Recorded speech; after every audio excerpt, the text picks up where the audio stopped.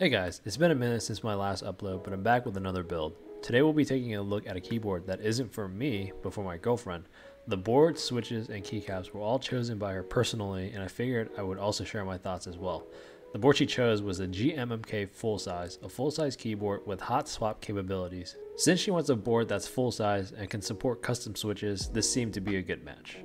Inside the box, we have the board, some extra rubber pads, a switch puller, a warranty card, and a cool sticker. Pretty standard unboxing, really can't complain. Onto the board itself. The build is solid, featuring an aluminum front body, a reflective edge that gives a premium look, and a plastic bottom. There's also a keycap puller on the bottom. I guess that's a cool feature if for any reason you need to replace any keycaps on the fly. The adjustable feet provides two angles of adjustment, and the bottom features cable routing to help with cable management. This is a nice feature to avoid any cable cluttering in your desk, and you can route your cable however direction you like. As for the cable itself, it's also braided with this cover attachment, a nice touch to protect the connector.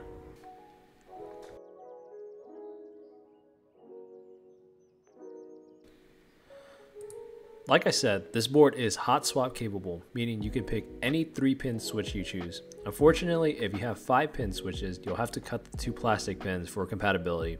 I was able to remove the included brown switches without any issues. The stabilizers are opaque white and are also pre-lubed, and I didn't feel a need to re-lube since I thought they worked fine.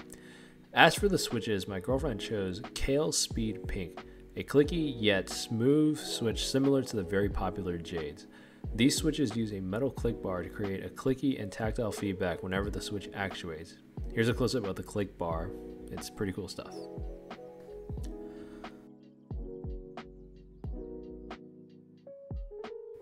And of course, this isn't a custom board until you add some really cool keycaps, so we chose the Astrolokeys from Drop. These keycaps are PBT double shot, and I think they look and feel great. I really like the big font as well as these astrology symbols, which I have no idea what they mean. You can see the rough texture of each key, especially when I bring it closer to the camera. One quick side note, I noticed there wasn't any bumps on the F and J keys on the home row. Not sure if that's a deal breaker, but it didn't bother me. Unfortunately, the only downside that I can think of these keycaps is that it blocks the RGB lighting. You can see that when I dim the lights and power the keyboard on, you can kind of see the RGB lighting, but as I brighten the lights, it's a little bit harder to see. Again, some people might view this as a downside, but it didn't really bother me either. But more importantly, how does this board sound with the switches and the new keycaps?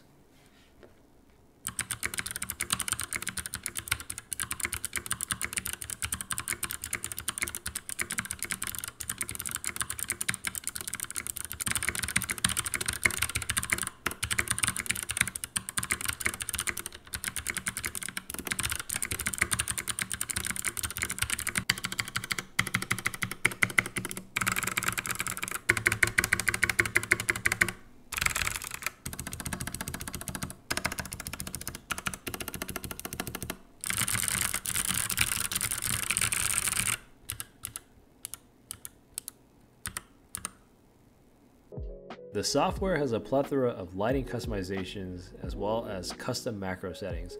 Honestly, there's so many lighting settings to go over to the point where this could be a separate video, but I picked a couple of lighting profiles which I thought were cool. My personal favorite being the glorious mode. The software itself is easy to use, and I didn't run into any issues when changing the lighting profiles.